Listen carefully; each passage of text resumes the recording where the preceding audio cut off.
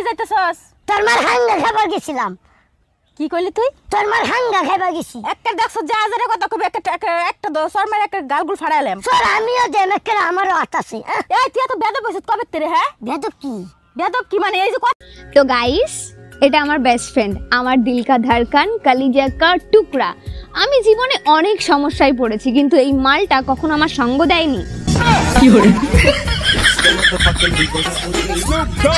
তগো পোলা আমার কাছে, পোলারে যদি ফেরত চাস 5 লাখ টাকা পাঠা। আমার দরকারও নাই ওই কুত্তাটারে।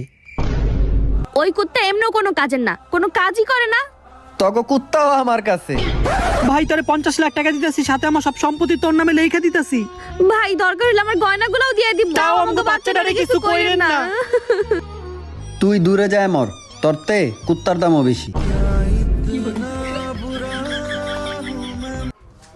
বোন, এই বোন। হ্যাঁ বলো। শুন না, আমার না একটু ঘুম আসতেছে না। তাহলে যাও, পাকের ঘরে অনেকগুলো থালা বাসন আছে, ওগুলা যেয়ে ধোও। আরে বোন, আমি তো আর অনেক আগেই ঘুমাই গেছি, আমি ঘুমে কথা কইতাছি। বাবু, তোমার বাড়ি কি এখানে? তা তুমি কার ছেলে? আমি খান কি ছেলে। কি করে? এই পটল, নাচো নাচ।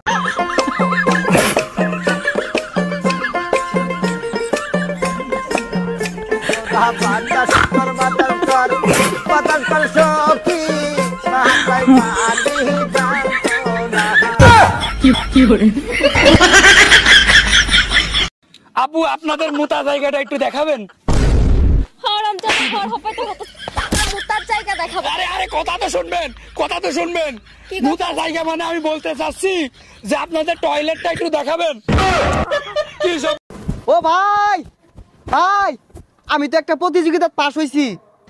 ছোটা সা মেরা জান হ্যায়। কি এর প্রতিযোগিতা? বন্ধু বান্ধবরা মিল্লা বিড়ি খাওয়ার প্রতিযোগিতা দিছিলাম, আর আমি বের আগে খাওয়া শেষ করছি। ভাই সব এই শীতে কেউ বিয়া করবেন না, কারণ এই শীতে সকালবেলা গোসল করা সম্ভব না। ঠিক না বেঠিক?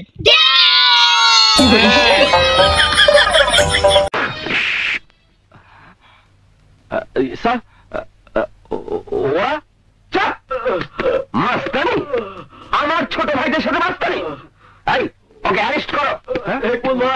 আর বলতে হবে না, তোমাদের অবস্থা তো নিজের চোখেই দেখতে পাচ্ছি। ওর অবস্থা